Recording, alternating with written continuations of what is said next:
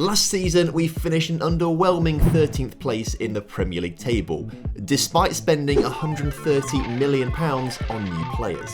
If we wanted to spend big again this summer, we were going to have to sell some players. We took profits on defensive midfielders Duqueiroz and Antonio Matkovic, letting them go for a combined £20 million, making £3.5 million in profits. But then we took a £1 million loss by selling Leonidas Sterigu to Southampton for just £5 million. But that's nothing to worry about, as we sold Sasa Kaladzic for £12.5 million and left winger Brian Abando, who had never played a single game for us, for £14 million. Both of these players we picked up on free transfers, so that is £26.5 million of pure profit. Darmstadt gave us another £9.5 million for Jesper Nordvelle, netting us £7 million in profit, before we then sold Matthias Pinheiro, Vitao and Yanis Smets for a combined £6.5 million. But the big money was still to come, as out of nowhere, relegated Brighton put a £40 million bid on the table for our backup centre midfielder, Jobe Bellingham. We bought him a few years ago for £6 million, it was easy money for us, we said thank you very much. So in total, we raised £108 million. For now. Aston Villa and Brighton had both been relegated last season, so we swooped in for cut price deals for left-sided centre-back Lloyd Kelly and half-back Jose Griguera, for a combined fee of just under £20 million. We also had to add some strength and depth to our fullback positions, so we signed Mexico's starting fullbacks. On the left-hand side, Alonso Aceves from Pachuca was £8 million, and Kevin Alvarez from rivals Leeds United was just £11.5 million. I also wanted a backup right centre-back, and the most cost-effective player was Andrea Neri, on a season-long loan from AC Milan. This allowed us to pick up Oscar Gluck for £4 million from Maccabi Tel Aviv and Charlie Patino on a free from Arsenal to add depth to the midfield. But then I went and seriously splashed the cash. 60 million Great British pounds was spent on Wonderkid Kiba Diagne from Cagliari. The 19-year-old was coming in to be the best player in the team, just beating out our star man William Sithole on attributes. So with our crack team of Wonderkids, seasoned professionals and slightly underdeveloped goalkeeper, we were ready for the brand new season and we had some high hopes heading into our first game. Palace under a bit of pressure from us, but they do hold on to possession right now and I'm concerned this is going to result in a goal for them.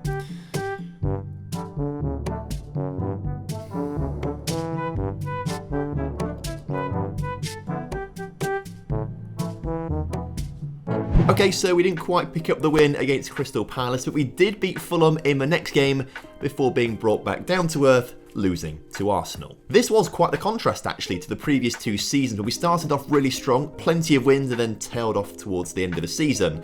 And maybe this time we were going to start slow, but get into it and get European football at the end. Well, led by Dion Drenabelio, he scored 6 goals in 4 games as we went unbeaten in September, leaving us a respectable 8th place after 7 games. But you know the story of this save file by now. Our motto is to be consistently inconsistent. Whilst we were unbeaten in September, October we were beaten by everyone, which extended into the first game of November when Liverpool beat us 3-2 in the 94th minute, after we had been 2-0 up previously. Following a 2-1 defeat to Man City, we slipped into 11th place in the table after 14 games. Now in our first 3 full seasons in the Premier League, winning streaks were not really our thing. Only once in those 3 seasons had we won 3 games in a row. But this was about to change. Over the top towards Sambo. You're going to miss Tom Hopper? Not really, no. Dion Drenabelio, my man! Alvarez finds the ball towards Vieco, the centre mid. Can he get a ball across the area? He can to Dion Drenabelio! Come on! Is this false hope this game? Or are we just playing phenomenally well as Largo? Gets his first goal for the club. No, I'm getting an insight tomorrow though. I'm working for the BBC tomorrow for their deadline days for Lincoln. Oh my word, Oscar's got a goal. Bellio into Vieco. Vieco, oh, I just can't find that killer ball into the area, but they dawdle at the back, do Leicester. And Bellio gets it. Oh, it's a free kick right outside the area. Okay, that's interesting. Patino. Oh my word, what a goal! Advances. Can he get across in the middle? Finds Patino. Oh my word! Amazing win every single game here from here on out. That would just be crazy. Sithole, oh my word, scores! Setting off fireworks outside team hotels. Check the expenses as Bellio. Dion! This is... I can't... What's happening here, chats? What is happening here? Not only did we win 6 in a row, but we also kept 4 clean sheets, which is more than we kept last season in total. The wins propelled us up to 8th place in the table with a game in hand over Man City and Newcastle, which, if we won, would put us ahead of them in 6th place. All we had to do was just keep this form going, and that is exactly what we didn't do. I will never, and I repeat never, understand Football Manager. The losses dropped us back to 10th place, 5 points away from the top 7. Results on the pitch in January were less than ideal, and off the pitch things were a little bit shaky as well. Bayern Munich triggered the release fee clause of star centre mid Romeo Lavia, and obviously he agreed to join them. We had to get scouting. In the meantime, young goalkeeper Diego Gonzalez was set to join the club. We bought him back in summer for £350,000 from Danubio in Uruguay. They begged to have him back on loan until January, so we said yes, and he went back to Uruguay to play a grand total of 0 games. But with him finally joining the team on a full-time basis, our backup keeper, João Virginia, got a little bit tetchy, and he asked to leave the club. His contract was up at the end of the season, so it was best to just try and cash in. We sold him to Mainz for £4 million, and we said goodbye to the longest-serving player at the club, who'd been with us since League One. But saying goodbye to one legend meant we could say hello to a returning legend. In our championship promotion season, we brought in Lee McShane from Man City on loan.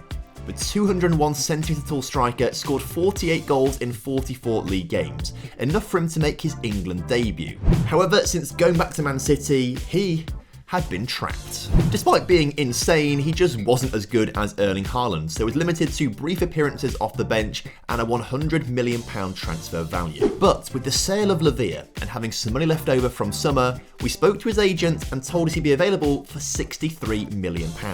So we made our move, making him the highest earner at the club for the return of the prodigal son. We also spent £8 million on Maximo Perroni from Velez to replace Lavia. I'm expecting him to make an instant impact in the team next season.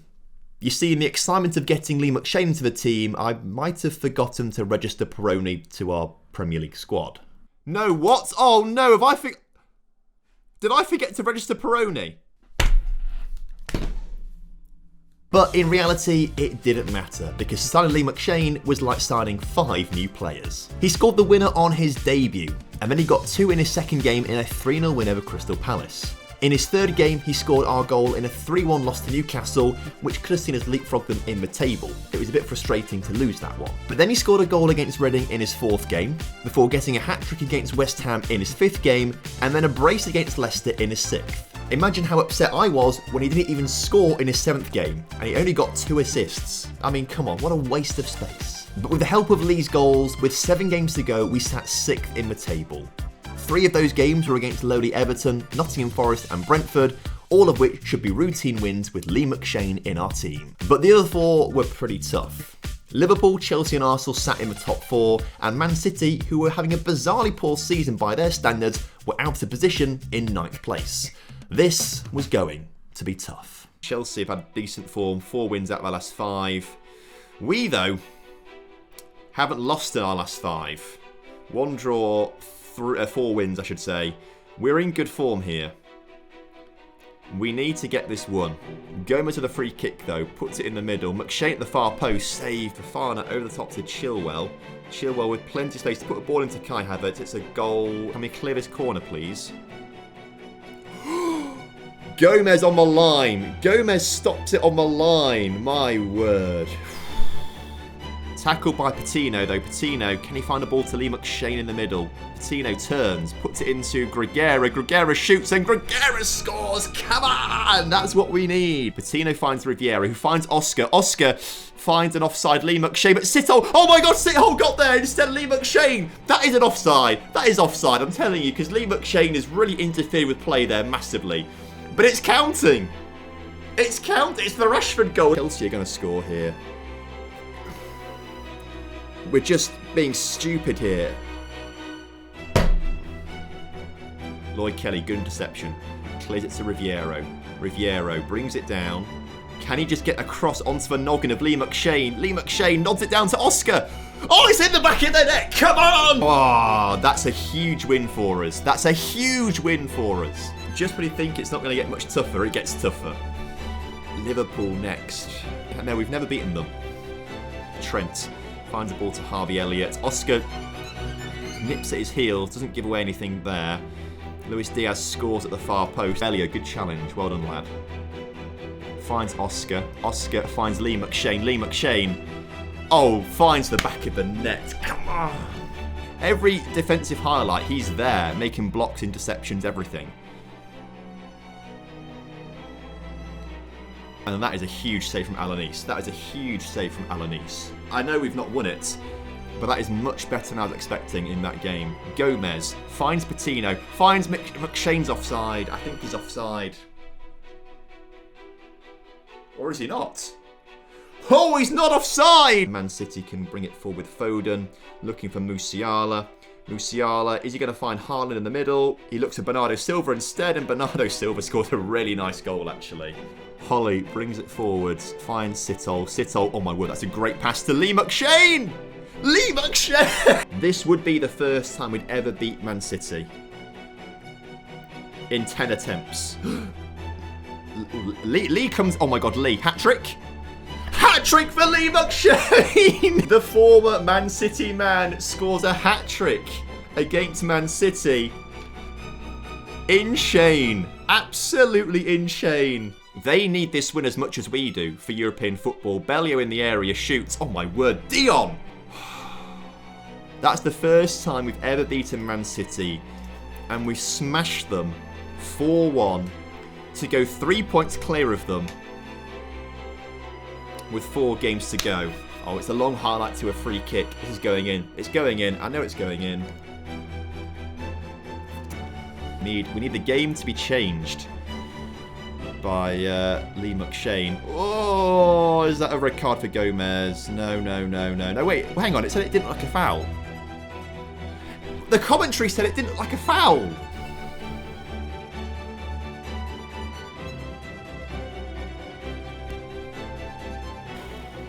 Early March sort of thing, usually. They wait for all the transfer windows around the world to shut, because a lot of them are still open. That's that.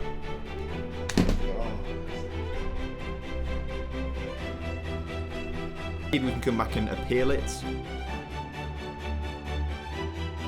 Jesus Christ. But this is the situation. We've got 3 games left, and we need to get ourselves into... We need to get ourselves ahead of Leeds. We need to get 6th place. 6th place is what we need. 7 points from a possible 12 against those really difficult teams was a lot better than what I was expecting, and it gave us a great opportunity to qualify for European football. The results may have dropped us down to 8th in the table, but we did have a game in hand. The teams above us had some difficult games themselves, so if we won absolutely everything, we stood a great chance of coming in the top 6. And McNeil on the edge of the area finds Dele Alli, who, oh my word.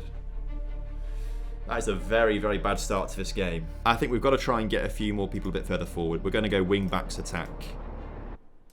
We've got to try that a little bit. It's a very good collection of players there. Is Alvarez, come on! First of the season. That's a perfect time to score your first goal of the season.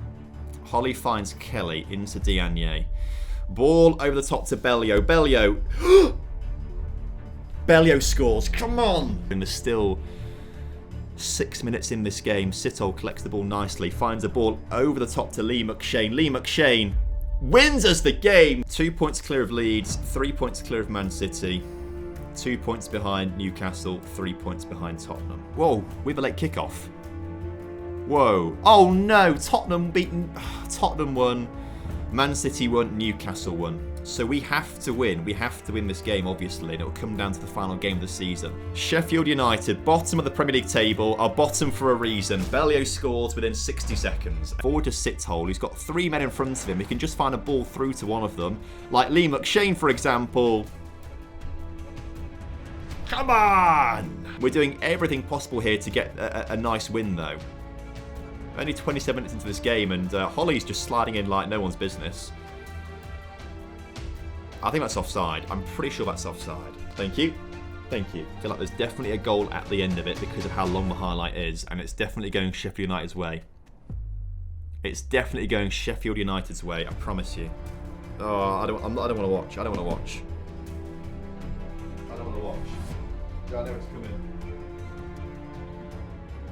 Oh no, no, no, no, no, no, no, no, no, no, no, no. Cleared. Good, good, good, good, good. Let's.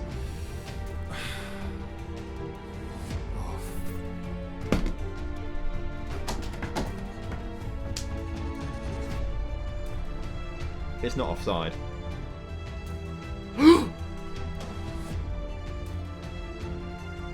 Where is the offside in that? Oh, that's tight. He's not bad with free kicks, actually. He's not bad with them. Goes for goal. Oh, my word, and scores it. Diagne. Sambo.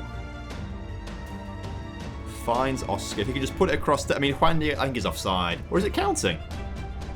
Yeah, it's counting. Look, VAR, apparently. Leeds have won. So heading into the final day of the season, we could get Champions League football, or we could come 8th and miss out on all sort of European football. That is wild.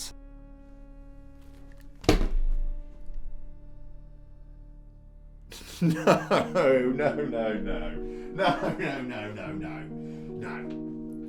That's not just happened. That's just not happened. The backup's not that bad. I trust Diego. This is the situation. We take on Nottingham Forest. Leeds take on Man United. Chelsea take on West Ham. And Newcastle take on Arsenal. And Tottenham take on Brentford. Chelsea could lose to West Ham. Newcastle could lose to Arsenal. I think Tottenham should beat Brentford. Leeds should lose to Man United, actually, as Seves loses possession into Forest, who bring the ball forward. Gregera, huge challenge from... and then lose possession right away. All right, okay.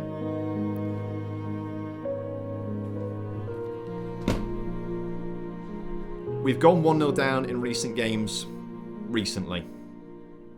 We can come back in this.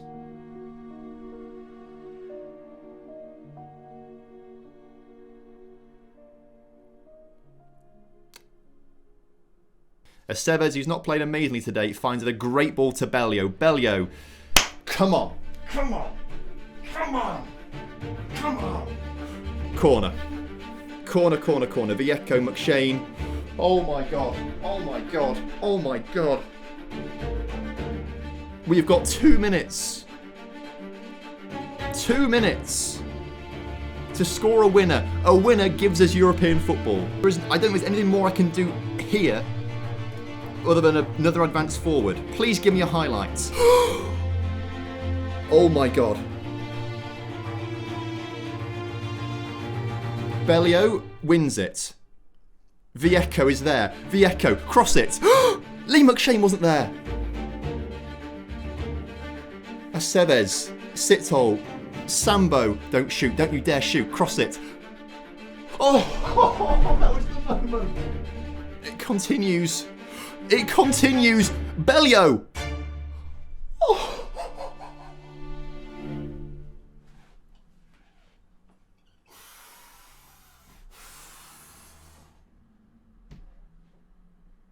Seventh place.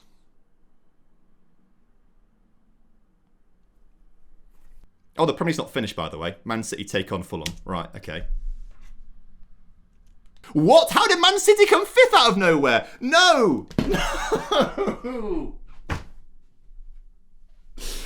Oh, if we'd just beaten Forest, we'd have come 5th.